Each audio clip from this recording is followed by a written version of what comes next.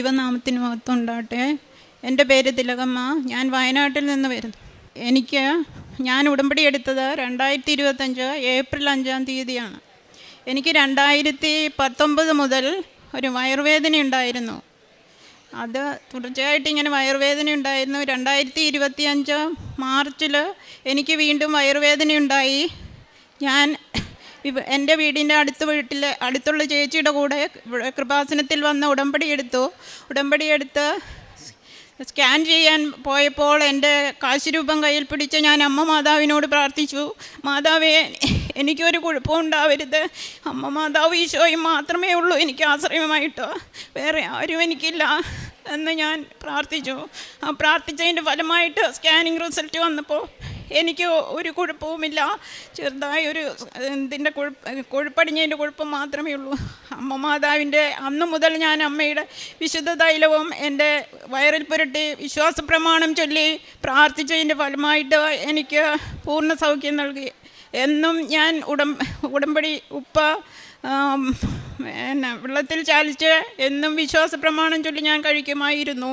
ഇപ്പോൾ അതിൻ്റെ ഫലമായി അമ്മ മാതാവ് ഈശോയും എനിക്ക് പൂർണ്ണ സൗഖ്യം നൽകി എന്നെ അനുഗ്രഹിച്ചു.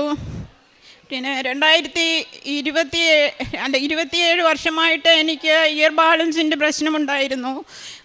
ഞാൻ എല്ലാ ദിവസവും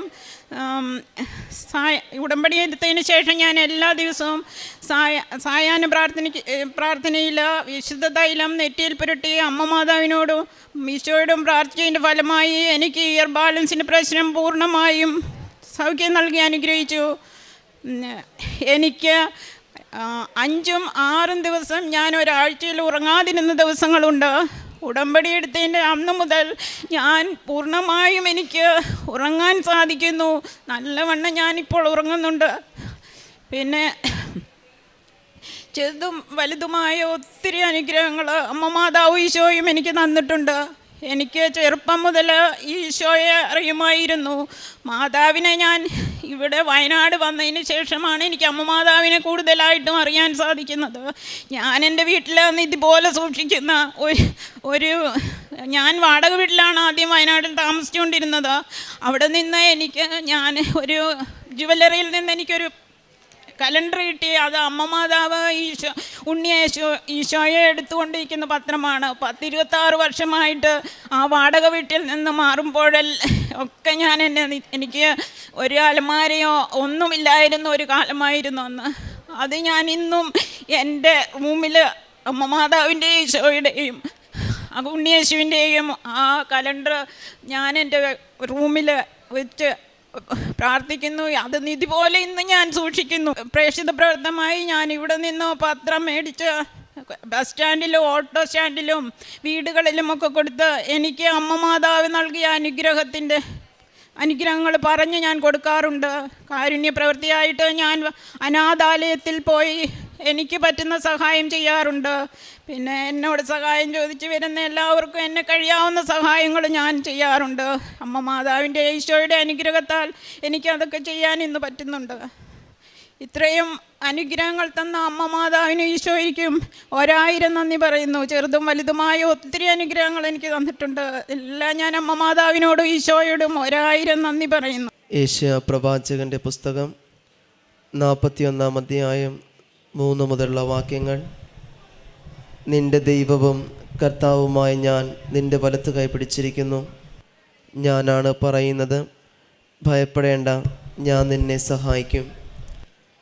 പരിശുദ്ധ അമ്മയുടെ പ്രത്യക്ഷീകരണ സാക്ഷിയായിട്ട് തിലകമ്മ വയനാട് തൻ്റെ അനുഭവ സാക്ഷി നമുക്ക് മുമ്പിൽ പങ്കുവെക്കുകയായിരുന്നു. 2019 മുതൽ 25 വരെ ഈ അമ്മ വൈറസ് സംബന്ധമായ വേദനയാൽ കുറേയധികം മരുന്നുകൾ കഴിക്കുകയും അതോടൊപ്പം തന്നെ ഒത്തിരിയേറെ വേദനകളൊക്കെ കടന്നു പോവുക ചെയ്യുന്നുണ്ടായിരുന്നു. അതിനെ തുടർന്നാണ് എൽത്താരയിലേക്ക് വരികയും ഇവിടെ വന്ന് ഉടമ്പടി എടുക്കുകയൊക്കെ ചെയ്യുന്നത്. അതിനെ തുടർന്ന് പരിശുദ്ധ അമ്മയോട് മാത്രമാണ് ഈ അമ്മയുടെ പ്രാർത്ഥന, അമ്മയിൽ മാത്രമാണ് എൻ്റെ ആശ്രയം. ഈ അമ്മയുടെ ആശ്രയം തന്നെയായിരുന്നു പരിശുദ്ധ മാതാവ്. ഈ അമ്മയ്ക്ക് സ്കാനിങ്ങിലാണെങ്കിലും ഒരു കുഴപ്പവും കൂടാതെ പൂർണ്ണമായൊരു സൗഖ്യം നൽകുന്നത്.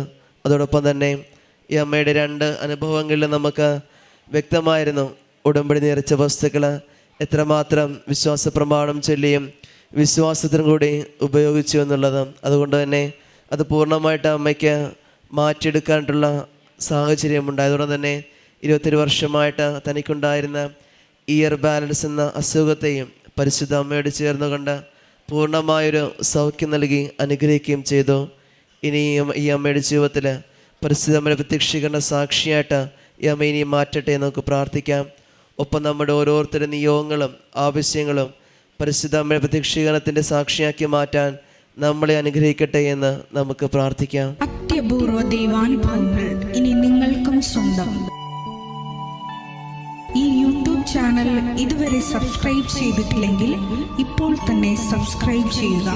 ഈ വീഡിയോ ഇപ്പോൾ തന്നെ നിങ്ങളുടെ സുഹൃത്തുക്കൾക്ക് ഷെയർ ചെയ്തുകൊണ്ട് കർത്താവിൻ്റെ പ്രേക്ഷിതരാകുക.